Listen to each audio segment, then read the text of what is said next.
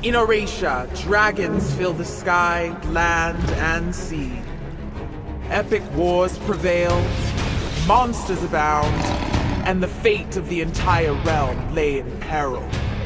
Only a true prophet can bring the world back from chaos and ensure survival for all. Do you have what it takes to be the next dragon's prophet? So we're sitting down with a couple of guys from Infernum to talk about a game called Dragon's Prophet. And I think, first of all, would you like to introduce it? What kind of game is it? Well, Dragon's Prophet is a fantasy MMO, but as the name already suggests, it's all about dragons. We got more than 300 unique dragons in our game. You can tame them right from the start on. I guess 2 minutes into the game, you will see your first dragon. There are different kinds of riding dragons, swimming dragons, of course, flying dragons, tons of different skills, and actually it's our way to split up the maybe normal fantasy MMO trinity of healer, tank and damage dealer, because our dragons determine if you are a tank or if you are a healer, because they give you the skills to be that one. So it's all about dragons.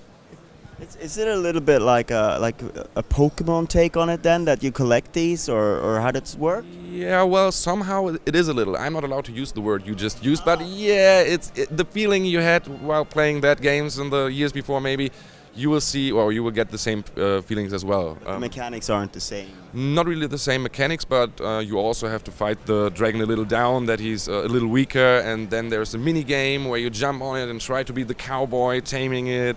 And of course the dragon does not like that in the first, but if you're successful, there's a lifetime bound between you and the dragon, and from that moment on you can ride him, summon him to accompany you while fighting. You can make him actually work for you.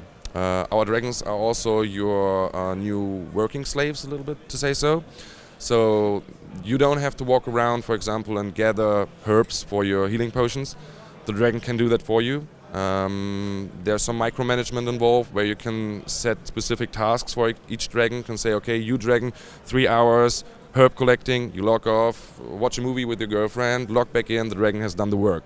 So this maybe a little ridiculous situation of a 2-meter warrior with a gigantic sword collecting herbs because he has to, does not take place in our game. You still can collect stuff on your own, but then instead there's the big dragon collecting it. Yeah, well, there are special dragons actually that are specified for stuff like that. That are really useful to do that. That have also gathering skills that make them even more efficient in gathering. So they are actually in every mechanic that is in the game. Dragons are involved.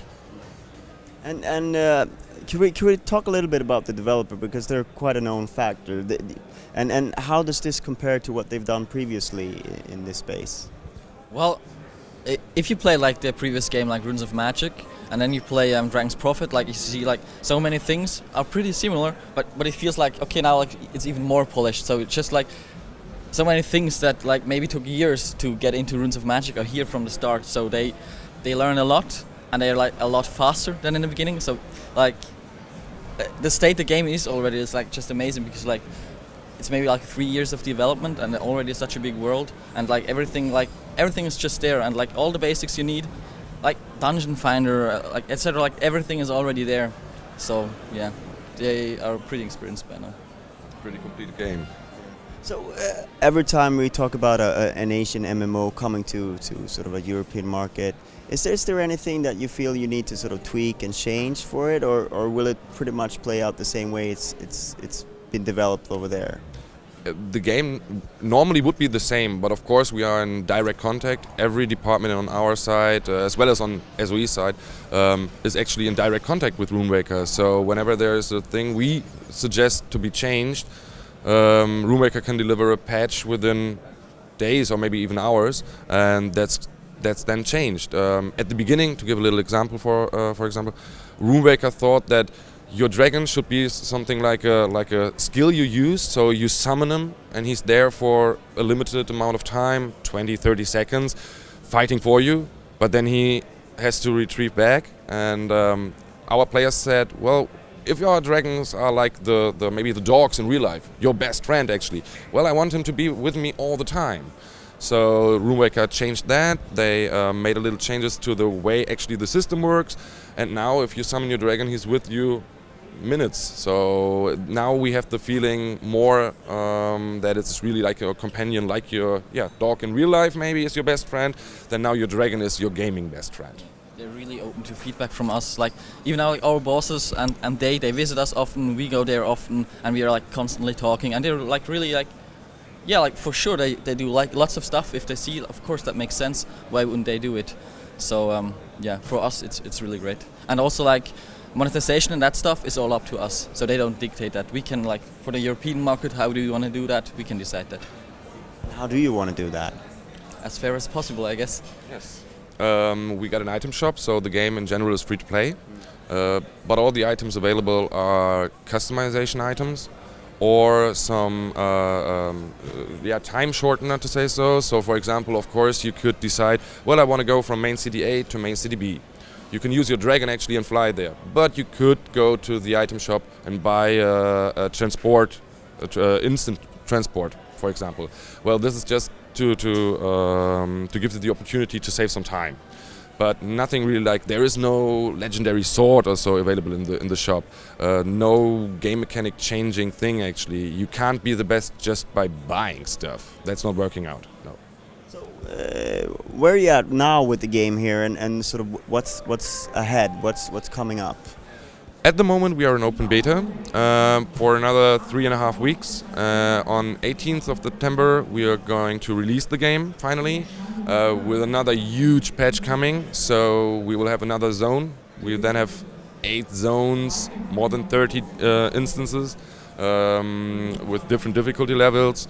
And also coming with the release patch is the frontier system with gigantic PvP battles. So maybe 400 or 500 players involved, because as many dragons.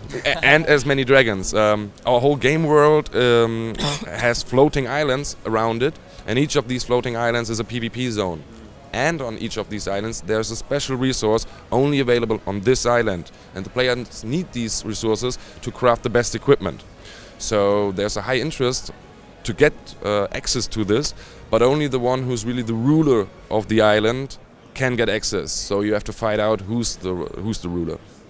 So you've been in open beta. What's the community like, and what has the feedback been like so far? They are like very eager to give us feedback, so we get a lot. They love the dragons, like they want even more dragons. It feels like, yeah, give us new dragon skills.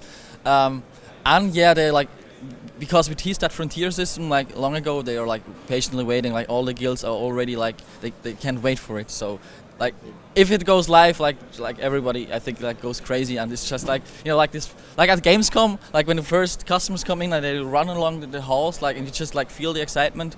It's gonna be the same for the frontier system, I'm sure. That will be interesting for you guys to just watch from above when that happens. It's funny because exactly what you just said is what I'm going to do when the 18th hits, because I'm gonna get a Game Master account, hopefully, and just sit on a high place, having a Coke or so, and just waiting and watching all these incredible fights going on. Siege weapons, we got flamethrowers, cannons, you can summon gigantic alliance dragons. To give a comparison, maybe player size, normal dragon size, alliance dragon size. So there's really huge stuff going on then, and I'm even looking forward to it myself, just to watch it. So. Right. Thank you very much for your time. You're welcome. You're welcome. Thanks.